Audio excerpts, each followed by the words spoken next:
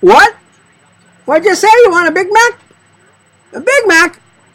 What do you think this is, Burger King? You're looking for a Whopper? I know you want a Whopper. Don't say you don't. No, you want Larry D.Harper. You want him and Paul Crouch Jr., don't you? No, you don't. No. Alright, so we're reading The Spread of Dispensationalism. What? How dare you come on my set and disrespect me? It was a fighting. It should be noted that the 19th century was the era of the printed word in the same way that the 20th century has been the era of radio and television. And Darby was a master of that medium. He was not only a prolific writer himself, he constantly urged other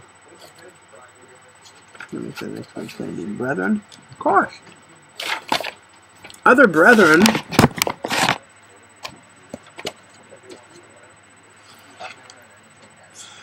leaders who agreed with him to write and publish as well. Also, you think they did? He encouraged those who didn't write to print and distribute what other brethren had written, and consequently during the last half of the 19th century, the leaders of the Brethren movement had an influence in the evangelical Protestant church that went far beyond what one would ordinarily expect of such a small group of men. That's kind of like ISIS when they first started out. I never heard of them. Francesco knew who they were. One time, Francesco and Reagan were talking about the goddess ISIS. Francesco said, "Did you know that Islam has a terrorist group named ISIS?" I did not know that. Shocked me. So as a result of the recognition they gained among ministers who read the books and articles, Darby and his disciples, men like William Kelly, C.H. and McIntosh, and Peter Trotter, gained access to the pulpit in various denominations. Once there, they preached the prophetic understanding of the scriptures that originated with John Darby. As Darby's prophetic views became more widely accepted, Darby himself came to have greater influence in other denominations, but few ministers were willing to openly admit their association with him, or even to acknowledge their indebtedness to Darby and his disciples. That's understandable.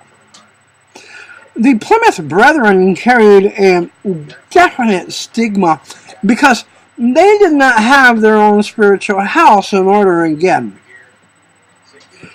And that was the result of Darby's submission to the wicked one's leadings. After Newton disputed Darby's any movement view of the rapture, the two had a series of nasty exchanges and then parted company. And shortly thereafter, Darby formed the Exclusive Brethren. These folks tried to maintain the ostensible purity of their sect by refusing to fellowship with anyone who failed to maintain doctrinal unity.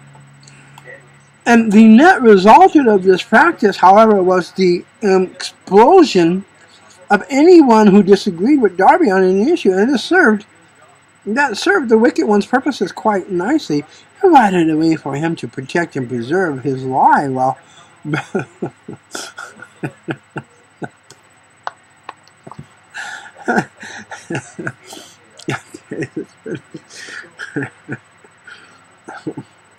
it provided a way for him to protect and preserve his lie while brethren leaders promoted it throughout the church.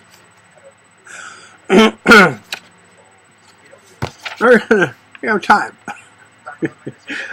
The thing about my daughter Jennifer when I read this, because she's a sister in the Catholic Church and she respects the Catholic Church thoroughly. I think it was. So James H. Brooks was one of the ministers who was reticent to acknowledge his indebtedness to the Brethren from 1864 to 1897. Enticement. reticent. I thought it was reticent. Yeah. And so, acknowledging indebtedness to the brethren from 1864 to 1897, he served as pastor at 2 large Presbyterian churches in St. Louis, Missouri. And interestingly enough, over that period, he illogically combined the basic premise behind John Calvin's covenant theology with the distinction that Darby drew between Israel and the church. And moreover, people don't like the way I say it, theology. It's a theology. Then people don't like the way I say data. I call it data. And people don't like the way I say meat because I call it mat. So,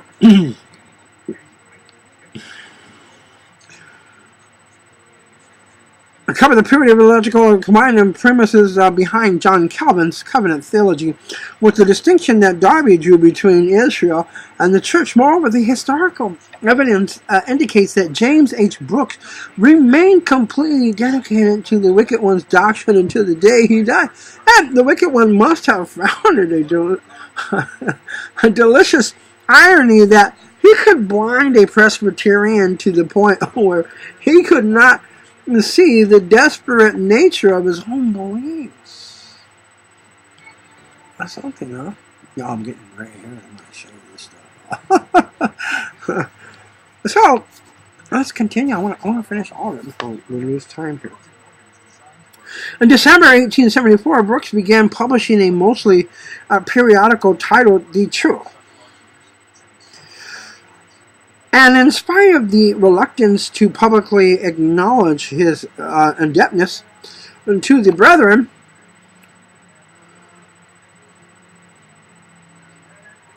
he regularly published articles in The Truth that were written by brethren writers like H. Snell. Can you imagine having that last name? George F. Trench, John R. Caldwell, and William Lincoln. Moreover, Brooks repeatedly used his position as an editor to The Truth to recommend things written by brethren authors in England. And thus a strong case can be made that he most likely derived his dispensational views from reading what Darby and his followers had written, and that is important only because some dispensationalists today would prefer to trace their roots only as far back as Brooks rather than all the way back to Darby. Now, one can easily understand why not everyone holds Darby in the same high esteem that Brooks did. Now, a university graduate and for years a clergyman, he was remarkable for his literary acquirements. And those who sneer at him because he belonged to the Plymouth Brethren little dream that he surpassed them in scholarship as far as a giant surpasses a baby in strength. That's something very systematic and the understanding of the Word and how the Word comes and how sweet it could be. So it sounds to me like Brooks had also fallen under Darby's spell. And that is not surprising in as much as he had plenty of opportunity. In other words, this isn't true. Really, that's not. It was overrated. So, that is surprising as much as he had plenty of opportunity. Darby preached from his pulpit on more than one occasion, and so it doesn't matter much whether or not dispensationalists are willing to admit Brooks got his ideas directly from Darby. The evidence clearly indicates he had read Darby's books and accepted his dispensational ideas. As a matter of fact, the wicked one had reasons for Brooks hiding his indebtedness to brethren writers, so they must have agreed on all this from the beginning. It sounds to me like a conspiracy. All right? Let's go. So, the wicked one had reasons for Brooks hiding his indebtedness to brethren writers. He He wanted to and did use Brooks to ensure that Darby's dispensation was finally out cut-free from its identification as a Plymouth Brethren doctrine. So the vehicle Brooks used as a cover for the Wicked One's lies was the Niagara Bible College Classic Campus. I like the way this guy writes. He's a little intimidating, but I like the way he writes. I see him in person, I sock him in the eye. Yeah? It's College Classic Campus Hits. God bless you.